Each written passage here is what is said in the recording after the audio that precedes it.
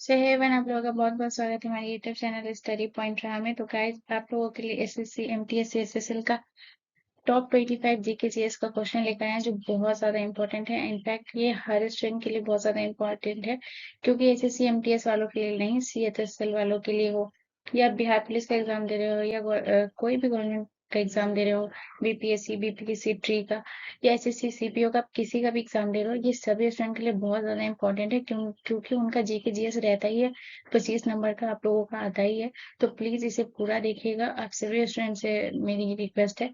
और SSC MTS SSL वालों के लिए ये स्पेशली कि बिल्कुल उनके एग्जाम बेस्ड है। तो मेरा उन लोगों से ये रिक्वेस्ट है कि प्लीज आप जितने भी स्टूडेंट है सब इसका नोट जरूर बनाइएगा, क्योंकि ये बहुत ज्यादा इंपॉर्टेंट है।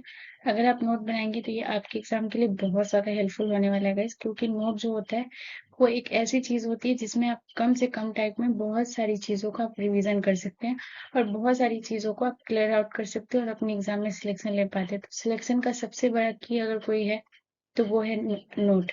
नोट का रिवीजन करना। तो पहले आप नोट बनाएंगे तभी उसका रिवीजन करेंगे ना। तो इसलिए गाइस प्लीज नोट जरूर बनाइए। और जो एसएससी एमटीएस और सीएसएसएल का टॉप 25 एमसीक्यू है, ये मैं किनके कहने पर लेकर आई हूँ, क्योंकि मैंने पिछले जो वीडियो मेरा बनाया हुआ था उसमें था एसएससी एमटीएस एसएसएल का टॉप 10 एमसीक्यू था, जिसमें मेरे को एक कमेंट मिला था 25 क्वेश्चन प्लीज मैम। तो उनका नाम है नितेश आकाश 780। उन्होंने ही मेरे को पिछले वीडियो में कमेंट किया था कि 25 क्वेश्चन बनाने के लिए। तो मैं उनके लिए स्पेशली 25 क्वेश्चन लेकर आई हूँ, क्योंकि उन्होंने मुझे कमेंट किया था जीके जीएस का। तो आपके लिए आ गया। तो आपसे भी रिक्वेस्ट है कि प्लीज नोट जरूर बनाइएगा। अगर आपको इससे भी ज्यादा क्वेश्चन चाहिए या आपको किसी भी एग्जाम बेस्ड क्वेश्चन चाहिए, आप सभी स्टूडेंट से, वो आप मुझे कमेंट बॉक्स में कर सकते हैं कमेंट। मैं आपको जरूर उस पे टॉपिक पे वीडियो बनाकर दूंगी। तो चलिए बिना देर के स्टार्ट करते। तो हमारा पहला क्वेश्चन है, क्वेश्चन नंबर 1 है कि दुलहस्ती जल विद्युत परियोजना जो है वो किस राज्य में स्थित है। ठीक है, तो ये सबसे इम्पोर्टेंट है। यहाँ पे दो क्वेश्चन बनता है इसकी। एक तो ये बोला जाता है कि जो दुलहस्ती जल विद्युत परियोजना है वो हमारा किस राज्य में है। तो ये तो बहुत ज्यादा इम्पोर्टेंट है। और कभी कभी ये भी पूछ देता है कि दुलहस्ती जल विद्युत परियोजना जो है वो किस नदी पर भी बनाई गई है। तो मैं इसमें सारी चीजों को क्लियर आउट करूंगी। तो पहले आप ऑप्शन बताइए कि इसमें करेक्ट आंसर क्या होगा। तो option A Karnataka, option B Himachal Pradesh, option C Jammu Kashmir, या ऑप्शन डी उत्तराखंड। तो दुलहस्ती जल विद्युत परियोजना जिस राज्य में स्थित है, इसका करेक्ट आंसर है option number C is the correct answer. Jammu Kashmir राज्य में जो है वो हमारा दुलहस्ती जल विद्युत परियोजना है। अगर आपसे पूछे कि ये किस नदी पर बनाया गया, तो याद रखिएगा कि ये चिनाब नदी पर बनाया गया। ये बहुत इंपॉर्टेंट है, क्योंकि जल विद्युत परियोजना वाला आपसे राज्य और नदी ये पूछता है। और खासकर जो लोग भी स्टेट पीसीएस वाले एग्जाम देंगे, उन लोगों के लिए वो थोड़ा डीप में क्वेश्चन पूछते हैं, तो उनसे नदी भी पूछ सकते हैं। तो ये सब याद रखिएगा कि दुलहस्ती जल विद्युत परियोजना जो है वो हमारा जम्मू कश्मीर राज्य में है और यह चिनाब नदी पर स्थित है। चलिए नेक्स्ट क्वेश्चन की तरफ। अगला क्वेश्चन हमारा क्वेश्चन नंबर 2 है कि भारतीय खनिज पदार्थों का जो भंडार गृह है वो क्या कहलाता है। तो भंडार गृह यानी कि जो इसमें ये क्वेश्चन आपसे ये पूछ रहा है कि जो खनिज पदार्थों का बहुत सारा जो भंडार है वो आपका कौन सा पठार कहलाता है। तो ऑप्शन ए मालवा का पठार, ऑप्शन बी छोटा नागपुर का पठार, ऑप्शन सी दक्कन का पठार, या ऑप्शन डी लद्दाख का पठार। अगर इसका जो करेक्ट आंसर है वो है option number B is the correct answer. Chota Nagpur का पठार जो है वो खनिज पदार्थों का भंडार गृह कहलाता है। और ये बहुत इंपॉर्टेंट है। अगर आपसे पूछे कि ये किस राज्य में स्थित है छोटा नागपुर का पठार, तो याद रखिएगा ये झारखंड राज्य में स्थित है हमारा छोटा नागपुर का पठार। और यह खनिज पदार्थों का भंडार गृह कहलाता है। चलिए नेक्स्ट क्वेश्चन की तरफ। अगला क्वेश्चन हमारा क्वेश्चन नंबर 3 है कि मुगल बादशाह जो है वो औरंगजेब को किस सूफी सिलसिले में दिलचस्पी थी और उसे अपनाया भी। तो बताइए कि जो मुगल बादशाह औरंगजेब थे वो उनको किस सूफी में दिलचस्पी थी और उसे अपनाया भी। तो option A Naqshbandi, option B Qadri, option C Sattari, या ऑप्शन डी इनमें से कोई नहीं। तो गाइज इसका जो करेक्ट आंसर होगा वो होगा option number A is the correct answer. Aurangzeb को जो है वो बहाउद्दीन नक्शबंदी में जो है वो दिलचस्पी थी और इन्होंने इसे अपनाया भी थे। और इनको जो स्टार्ट किया था वो 14वीं सदी में जो है इन्होंने ही स्टार्ट किया था।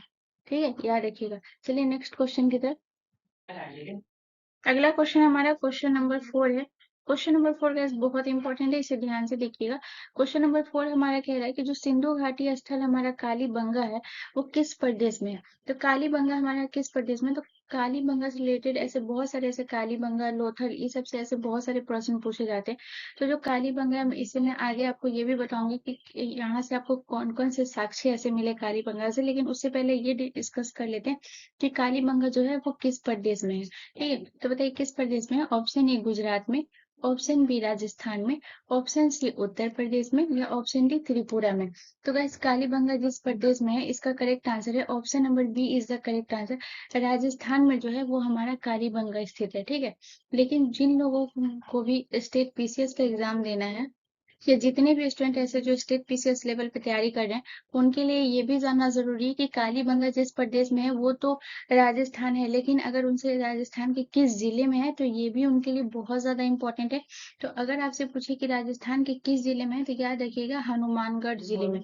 ठीक है, तो राजस्थान के हनुमानगढ़ जिले में, मैं यहाँ पे लिख भी दे रही हूँ, हनुमान। मैं इसीलिए गाइस आप लोगों को बार बार बोल रही हूँ कि प्लीज इसका नोट बनाइए, क्योंकि मैं बहुत सारी चीजों को भी क्लियर आउट कर कर चलूंगी। तो इसीलिए मैं बोल रही हूँ कि ताकि आप नोट बनाइएगा तो आप नोट कर पाएंगे। तो याद रखिएगा कि जो कालीबंगा की जिस प्रदेश में स्थित है वो राजस्थान के हनुमानगढ़ जिले में स्थित है कालीबंगा। अब बात करते हैं कि कालीबंगा से हमें क्या क्या साक्ष्य मिले। तो कालीबंगा से कुछ इंपॉर्टेंट साक्ष्य मिले जिसके बारे में हम बात करेंगे, जैसे कि आभूषण मिले, बर्तन मिले, उसके बाद अंकित मोहरे मिले, तांबे के औजार भी मिले, तांबे की मूर्तियां भी मिली। तो कुछ ऐसे पॉइंट है, कृषि है जो उसके कार्य संबंधी जितने अवशेष ही है, ये सब भी मिले अवशेष कृषि से संबंधित। तो ये सब हमारा कालीबंगा से मिला। ठीक है, और सबसे इम्पोर्टेंट पॉइंट की जो चूड़ी का जो प्रमाण मिला है वो कालीबंगा से ही मिला है। ठीक है, चलिए नेक्स्ट प्रश्न की तरफ। अगला क्वेश्चन हमारा क्वेश्चन नंबर 5 है कि नारियल का खाने योग्य भाग होता है।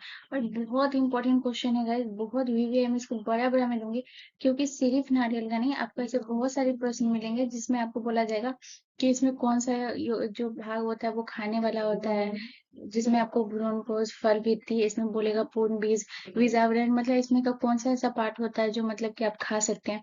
और फ्रूट ऐसे दे देंगे, नारियल की जगह पे आपको सेब मिलेगा, कभी पपीता मिलेगा, कुछ भी मिलेगा। तो इस टाइप के जो प्रश्न होते हैं वो बहुत ज्यादा इंपॉर्टेंट होते हैं। तो बताइए जो नारियल का जो है वो खाने योग्य जो भाग है वो कौन सा भाग है। तो ऑप्शन ए भ्रूणपोष, ऑप्शन बी फल भित्ति, ऑप्शन सी पूर्ण बीज, या ऑप्शन डी बीजावरण। तो गाइस इसका जो करेक्ट आंसर होगा वो होगा option number A is the correct answer. नारियल का जो खाने योग्य भाग होता है वो हमारा भ्रूणपोष होता है। ठीक है, तो याद रखिएगा नारियल का खाने योग्य जो भाग है वो भ्रूणपोष है, और बहुत इंपॉर्टेंट पॉइंट है, याद रखिएगा। चलिए नेक्स्ट क्वेश्चन की तरफ। अगला क्वेश्चन हमारा क्वेश्चन नंबर 6 है। तो क्वेश्चन नंबर 6 हमारा कि मनुष्य के शरीर की सर्वाधिक शक्तिशाली पेशी है। तो मनुष्य के शरीर की जो सर्वाधिक शक्तिशाली पेशी है वो कौन सी है। तो ऑप्शन ए कलाई, ऑप्शन बी पाँव, ऑप्शन सी उंगली, या ऑप्शन डी जबड़ा।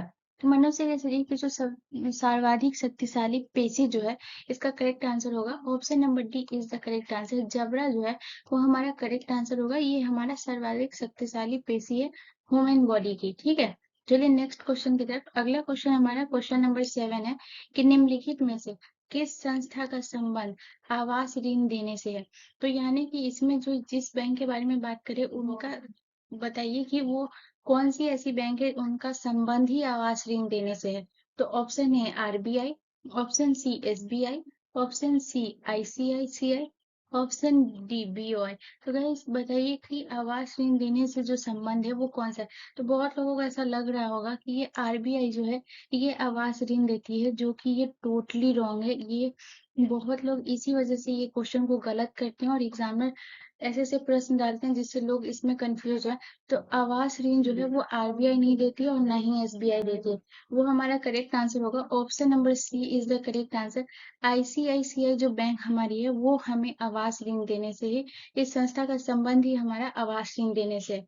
ठीक है, इसमें क्या बोला है कि संस्था का संबंध। ठीक है, ये याद रखिएगा कि संस्था का संबंध जो है वो आवास ऋण देने से है, और वो कौन सी संस्था है, आईसीआईसीआई। ठीक है, याद रखिएगा। चलिए नेक्स्ट क्वेश्चन की तरफ। अगला क्वेश्चन हमारा क्वेश्चन नंबर 8 है। क्वेश्चन नंबर 8 हमारा क्या है कि पानी में हवा का बुलबुला। ठीक है, यहाँ पे देखिए प्रश्न गौर से कि पानी में जो हवा का बुलबुला है वैसे ही काम करेगा जैसे करता है। तो बताइए कि कैसे करता है काम। तो ऑप्शन ए उत्तल दर्पण, ऑप्शन बी अवतल दर्पण, ऑप्शन सी उत्तर लेंस या ऑप्शन डी अवतर लेंस। तो गाइज इसका जो करेक्ट आंसर होगा वो होगा option number D is the correct answer, अवतर लेंस होगा। अवतर लेंस इसलिए होगा गाइज क्योंकि अवतर लेंस एक विचलन वाला लेंस होता है जिसकी वजह से पानी में जो हवा का बुलबुला जैसे काम करता है सेम अवतर लेंस भी वैसे ही काम करता है, क्योंकि इसमें जो है ये एक विचलन वाला लेंस है, ये याद रखिएगा, ठीक है। चलिए नेक्स्ट क्वेश्चन की तरफ। क्वेश्चन नंबर 9 है हमारा कि कुचिपुड़ी जो है वो किस राज्य की नृत्य शैली है। तो कुचिपुड़ी ये बहुत ज्यादा इंपॉर्टेंट है, ये स्टैटिक जीके का आपका प्रश्न है, और ऐसे प्रश्न तो आपके एक दो क्वेश्चन ऐसे रहते हैं जैसे मोहिनी अट्टम, कुचिपुड़ी, कथकली, ये सब कहाँ का है या किस राज्य की है, तो यहाँ से आपको प्रश्न देखने को मिलते हैं। तो बहुत लोगों को इसका आंसर पता होगा और बहुत लोगों को नहीं भी पता होगा। जिनको पता है उनके लिए अच्छी बात है, जिनको नहीं पता उन्हें मैं बताऊंगी। तो कुचिपुड़ी जिस राज्य का नृत्य शैली, इसका करेक्ट आंसर क्या होगा? तो ऑप्शन है Andhra Pradesh, option B Kerala, option C Tamil Nadu या ऑप्शन डी उत्तर प्रदेश। तो कुचिपुड़ी जिस राज्य का नृत्य शैली है, इसका करेक्ट आंसर है option number A is the correct answer. Andhra Pradesh का जो है कुचिपुड़ी जो है वो आंध्र प्रदेश राज्य की नृत्य शैली है। तो गाइस जैसे कुचिपुड़ी आंध्र प्रदेश राज्य की है, वैसे तमिलनाडु राज्य की हमारा है मोहिनीअट्टम, केरल की है कथकली। ये सब याद रखिएगा, ये बहुत ज्यादा इंपॉर्टेंट है और ऐसे ऐसे प्रश्न मिलते हैं, ठीक है। चलिए नेक्स्ट प्रश्न की तरफ। अगला क्वेश्चन हमारा क्वेश्चन नंबर 10 है कि रविंद्रनाथ टैगोर ने किस शास्त्रीय नृत्य को पुनर्जीवित करके उसे केरल के अतिरिक्त बंगाल में लोकप्रिय बनाया। तो क्वेश्चन ये बोल रहा है इसकी जो रविन्द्रनाथ टैगोर है वो कौन से ऐसा नृत्य है जिनको पुनर्जीवित करके, ठीक है, उसे केरल के अतिरिक्त भी बंगाल में, यानी केरल और बंगाल दोनों में लोकप्रिय बनाया। तो वो कौन सा ऐसा नृत्य है? तो option A Kathakali, option B Kathak, option C Mohiniyattam या ऑप्शन डी सत्रिया। तो गाइस इसका जो करेक्ट आंसर होगा वो होगा option number A is the correct answer. Kathakali जो है इसको ही रविन्द्रनाथ टैगोर ने पुनर्जीवित करके केरल के बाद फिर में बंगाल में भी लोकप्रिय बनाया, केरल कथकली को। और याद रखिएगा जो सत्रिया नृत्य है हमारा, ये इसको जो देख रहे हैं ऑप्शन नंबर डी में, ये हमारा सबसे न्यू नृत्य है, ठीक है, जो कि असम का है। ये बहुत ज्यादा इंपॉर्टेंट है, याद रखिएगा, पूछा जाता है कि सबसे नया नृत्य जो है या सबसे लास्ट में जोड़ा गया जो नृत्य है वो कौन सा है? तो याद रखिएगा सत्रिया नृत्य है, और ये किस राज्य से संबंधित है? तो सत्रिया से, असम से, ठीक है। चलिए नेक्स्ट क्वेश्चन की तरफ। अगला क्वेश्चन हमारा क्वेश्चन नंबर 11 है। क्वेश्चन नंबर 11 हमारा कह रहा है कि दिल्ली के लाल किले का जो निर्माण है वो किसने करवाया था। तो जो दिल्ली का लाल किला है इसका निर्माण किसने करवाया था? तो option A Noorjahan, option B Shahjahan, option C Akbar या ऑप्शन डी हुमायूं। तो गाइस दिल्ली के जो लाल किले का निर्माण करवाया इसका करेक्ट आंसर है option number B is the correct answer, Shahjahan. और गाइस ये आप सभी स्टूडेंट को पता होगा, फिर भी अगर आप लोगों ने बोला कि सोचा होगा कि ये क्वेश्चन मतलब ऐसे इतना इजी क्वेश्चन क्यों है, तो मैं इसलिए इसको लिया हूँ क्योंकि लाल किला का एक अलग भी नाम है जो आप लोगों को शायद नहीं पता होगा, बहुत सारे ऐसे स्टूडेंट को।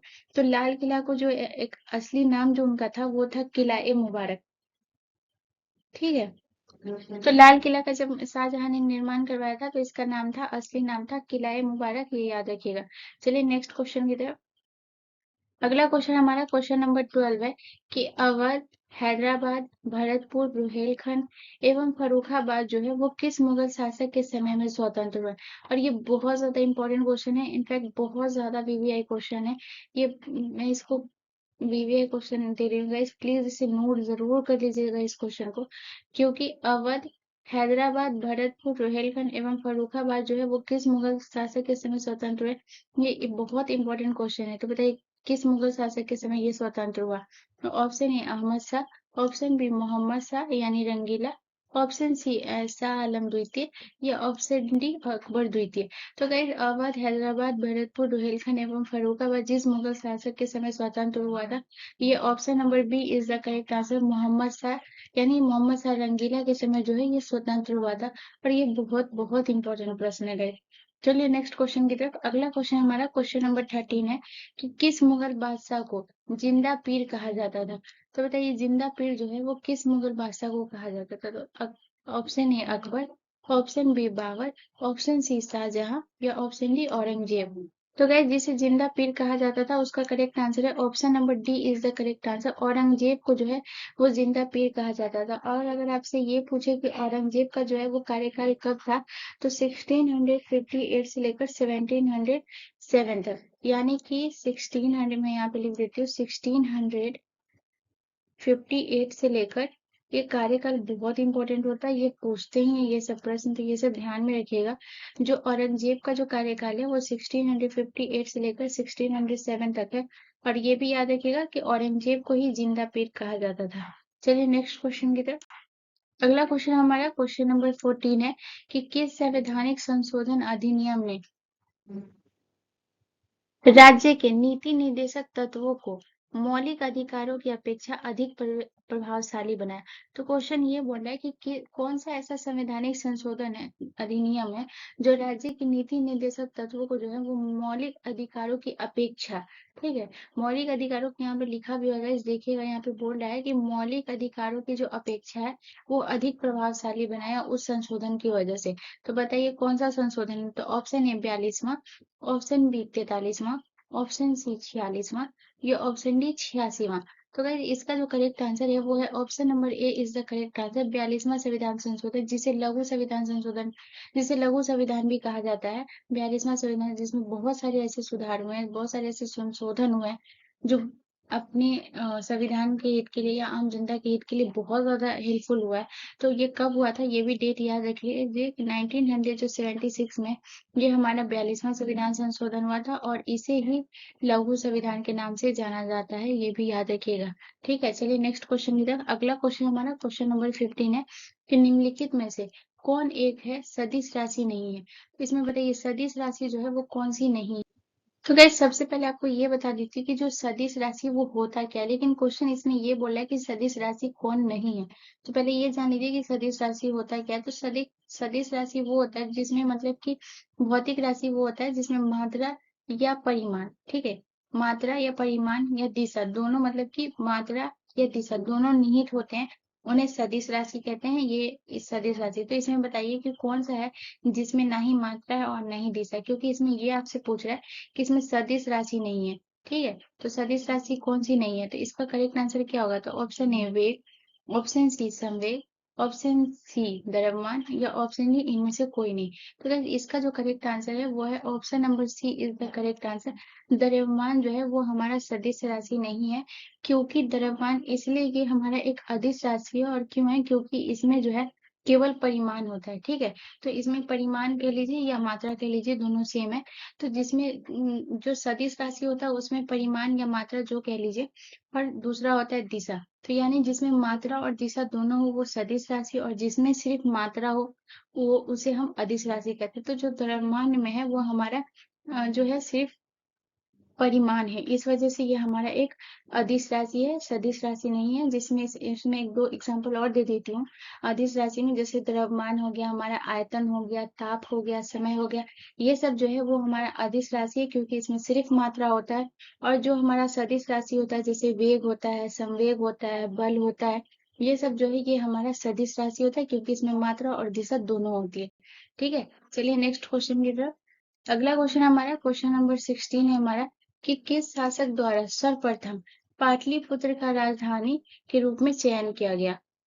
तो गाइस इसमें ये बोल रहा है कि जो कौन सा ऐसा शासक है जिसने सर्वप्रथम पाटलिपुत्र का जो राजधानी का चयन किया, वो कौन से ऐसे शासक है जिन्होंने किया है। तो बताइए option A Ajatashatru, option B Kalashoka, option C Kanishka, या ऑप्शन डी उदयन। तो गाइस याद रखिएगा सर्वप्रथम पाटलिपुत्र का राजधानी के रूप में जो चयन किया था जिस शासक ने, इसका करेक्ट आंसर है option number D is the correct answer. Udayan जो है उन्होंने ये सर्वप्रथम पाटलिपुत्र को जो है वो राजधानी के रूप में चयन किया। ठीक है, याद रखिएगा ये बहुत इंपॉर्टेंट क्वेश्चन है। चलिए नेक्स्ट क्वेश्चन की तरफ। अगला क्वेश्चन है हमारा क्वेश्चन नंबर 17 है कि कौन सा पठार है जो स्टोर हाउस ऑफ मिनरल कहा जाता है। ठीक है, तो अगर आप पीछे देखेंगे जिसमें मैंने बोला था कि कौन सा ऐसा ये है जिसे मतलब कि खनिज पदार्थों का गृह कहा जाता है, जो मैं अभी कुछ टाइम पहले बोली हूँ। लेकिन यहाँ पे अगर आप क्वेश्चन देखेंगे तो इसमें कहा गया कि स्टोर हाउस ऑफ मिनरल्स। मैं ये दोनों क्वेश्चन सेम ही है guys, इसलिए मैं बोली हूँ क्योंकि आपको क्वेश्चन दो तरीके से दे सकते हैं, इसीलिए आपको कंफ्यूज नहीं होना है। आपको अपना रीजन जो है वो पूरा क्लियर आउट रखना है कि क्या सही है और क्या गलत है। मैं जितना ज्यादा हो सके उतना ज्यादा आप लोगों को क्लियर आउट करके दूंगी गाइस। तो बताइए ऑप्शन ए मालवा का पठार, ऑप्शन बी दक्कन का पठार, या ऑप्शन सी छोटा नागपुर का पठार, या ऑप्शन डी इनमें से कोई नहीं। तो गाइस इसका जो करेक्ट आंसर होगा स्टोर हाउस ऑफ मिनरल्स जिसे कहा जाता है। Option number C is the correct answer. Chota Nagpur का पठार जो है इसे हम और स्टोर हाउस ऑफ मिनरल्स कहा जाता है। और मैं ये भी बताऊं कि छोटा नागपुर जो पठार है वो किस राज्य में स्थित है, तो झारखंड राज्य में स्थित है, ये भी याद रखिएगा। चलिए नेक्स्ट क्वेश्चन की तरफ। अगला क्वेश्चन है हमारा क्वेश्चन नंबर 18 है हमारा। तो क्वेश्चन नंबर 18 है गाइस, किस गवर्नर के कार्यकाल में सती प्रथा का उन्मूलन किया गया? यानी कि कौन से ऐसे गवर्नर के कार्यकाल में जो है वो सती प्रथा को समाप्त किया गया? तो option A Lord Auckland, option B Lord Ellenborough, option C Lord William Bentinck या ऑप्शन डी लॉर्ड मेटकॉफ। तो गाइस यहाँ पे ये याद रखिएगा कि मैं यहाँ पे ये बता देती हूँ कि यहाँ पे ये पूछ रहा है कि किस गवर्नर के कार्यकाल में।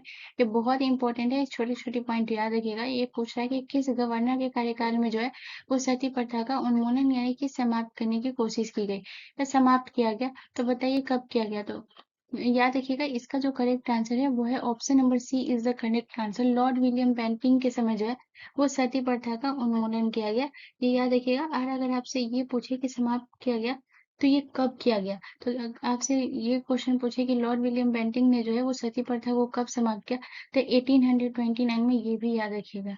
मैं यहाँ पे लिख देती हूँ, इसलिए मैं बार बार बोल रही हूँ कि प्लीज नोट जरूर बनाइए, क्योंकि मैं छोटी छोटी पॉइंट को भी बताती जाऊंगी ताकि आपका बहुत सारा चीज क्लियर आउट हो सके। तो याद रखिएगा 1829 में लॉर्ड विलियम बेंटिंग के द्वारा जो है वो सती प्रथा का उन्मूलन किया गया, और ये उस समय के गवर्नर थे, ये भी याद रखिएगा। क्वेश्चन नंबर 19 है हमारा कि औरंगजेब के समय राजपूत विद्रोह जो है वो कब हुआ था? तो औरंगजेब के समय जो राजपूत विद्रोह हुआ था वो कब हुआ था? तो option A 1659, option B 1669, option C 1679 या ऑप्शन डी 1689। तो गाइस इसका जो करेक्ट आंसर है वो है option number C is the correct answer. Aurangzeb के समय जो राजपूत विद्रोह हुआ था इसका करेक्ट आंसर है ऑप्शन नंबर सी, ठीक है। 1679 है, 1679 में जो है वो अंग्रेज के समय राजपूत विद्रोह हुआ था, ये याद रखिएगा। चलिए नेक्स्ट क्वेश्चन की तरफ। अगला क्वेश्चन हमारा क्वेश्चन नंबर 20 है।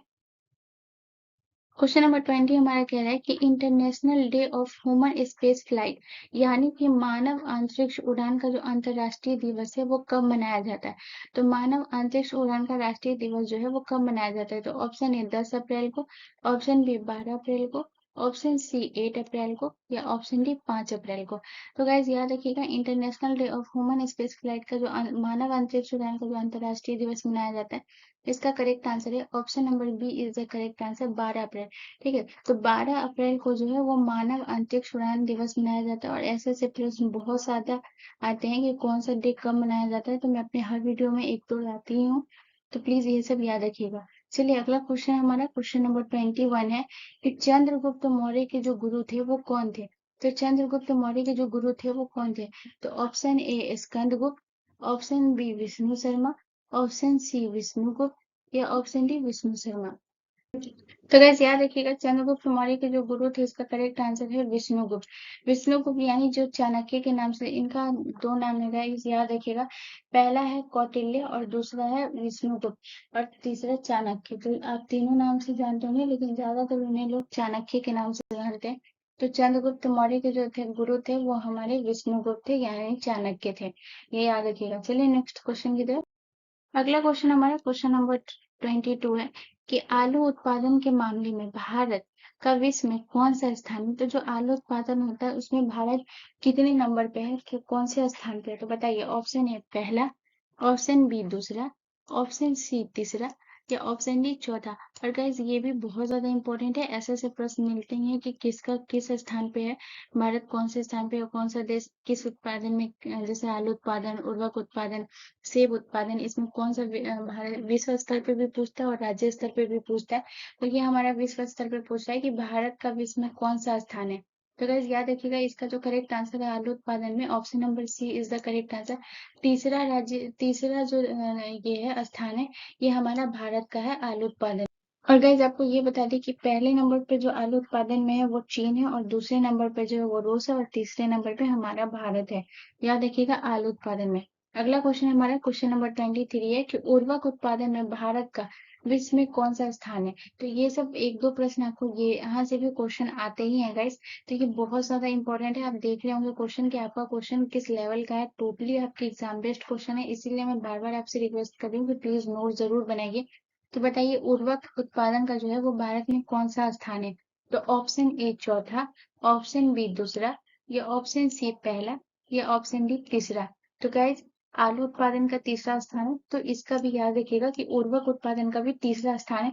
मैंने दोनों एक साथ रखा है ताकि आप दोनों क्वेश्चन को एक साथ कवर अप कर पाए और भूले नहीं। आलू उत्पादन में भी आपका तीसरा स्थान है भारत, और उर्वरक उत्पादन में भी भारत का तीसरा स्थान है। चलिए नेक्स्ट क्वेश्चन की तरफ। अगला क्वेश्चन हमारा क्वेश्चन नंबर 24 है। गैस अगर आप लोग यहाँ तक आ गए होंगे तो होपफुली आप लोगों को ये सेशन पसंद आया होगा। अगर पसंद आया तो प्लीज मेरे चैनल को लाइक शेयर एंड सब्सक्राइब करना ना भूलें, and please please please bell icon पर जरूर क्लिक कर लीजिएगा ताकि आपको मेरी वीडियो की नोटिफिकेशन मिलती रहे। एंड ट्रस्ट मी गाइस, आप लोग कमेंट करके जरूर बताइएगा कि आपको किसका क्वेश्चन चाहिए। आपको एसएससी का चाहिए, एमटीएस का चाहिए, सीपीओ का चाहिए, बिहार पुलिस का चाहिए, यूपी पुलिस का चाहिए। हम बिल्कुल आपके एग्जाम बेस्ड ही वो क्वेश्चन लेकर आएंगे। तो प्लीज आप कमेंट कर सकते हैं, और ये भी आप कमेंट करिएगा कि आपको कितना क्वेश्चन चाहिए, तो मैं वो करूंगी। लेकिन प्लीज आप लोग गाइस मुझे, अगर मैं आपके लिए इतना करूंगी तो प्लीज मुझे इतना कर दीजिएगा कि प्लीज मेरे चैनल को सब्सक्राइब जरूर कर लीजिएगा। एंड दूसरा चीज ये है कि प्लीज नोट जरूर बनाइएगा, क्योंकि नोट बहुत इंपॉर्टेंट होता है गाइस। आप पहले वीडियोस को एक बार देखिए, सेकेंड टाइम इसका नोट जरूर बनाइए।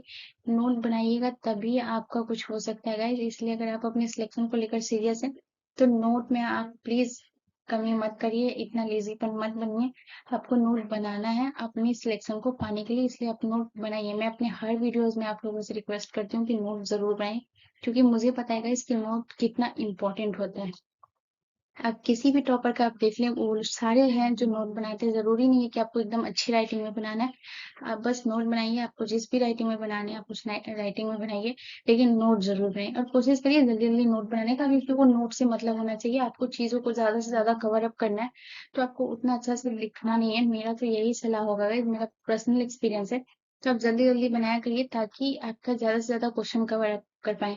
क्योंकि अगर आप सजा के लिखने के लिए बैठेंगे तो बहुत टाइम लगेगा और आप ज्यादा चीजों को नहीं कवर अप कर पाएंगे। तो सिर्फ रिवीजन के तौर पे आपको जिस राइटिंग में समझ में आ जाए इस तरीके से बनाइए कि आप पढ़ पाए, खुद पढ़ पाए उसको, और उस तरीके से आप नोट बनाइए। तो क्वेश्चन नंबर 14 हमारा कह रहा है कि जो विक्टोरिया जलप्रपात है वो किस नदी से संबंधित। तो बताइए विक्टोरिया जो जलप्रपात है वो किस नदी से संबंधित है? तो option A Zambezi, option B करौनी, ऑप्शन सी मिसौरी, और ऑप्शन डी अमेजन। तो इसका जो करेक्ट आंसर होगा वो होगा option number A is the correct answer. Victoria जलप्रपात जिस नदी से संबंधित है वो हमारा जेम्बेजी नदी से संबंधित है। ठीक है, अगला क्वेश्चन हमारा क्वेश्चन नंबर 25 है, और ये लास्ट क्वेश्चन है हमारा। और गाइज आप लोग कमेंट करना नहीं भूलिएगा कि आपको किसका क्वेश्चन चाहिए, और ये भी जरूर बताइएगा कि आपको वीडियो कैसा पसंद लगा, अच्छा लगा या नहीं अच्छा लगा। अच्छा लगेगा तो प्लीज एक लाइक जरूर कर दीजिएगा। तो वेदों के क्वेश्चन नंबर 25 कर रहा है कि वेदों की ओर लौटो यह नारा किसने दिया था।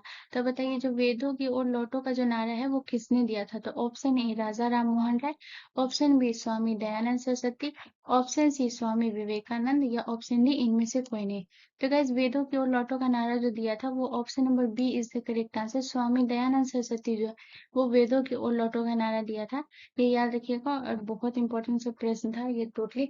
मैं दोबारा आपको बोलूँ कि अगर आपको इस वीडियो में कुछ गलत लगा होगा तो प्लीज मुझे आप कमेंट बॉक्स में जरूर बताइएगा, मैं उसको सही करूंगी। अगर आप लोगों को कुछ भी, कोई भी एग्जाम का आपको वीडियो चाहिए वो आप जरूर मुझे कमेंट कर सकते हैं। मैं बार बार बोल रही हूँ, एंड प्लीज मेरे चैनल को सब्सक्राइब करना ना भूलें। मिलते हैं नेक्स्ट वीडियो में। धन्यवाद।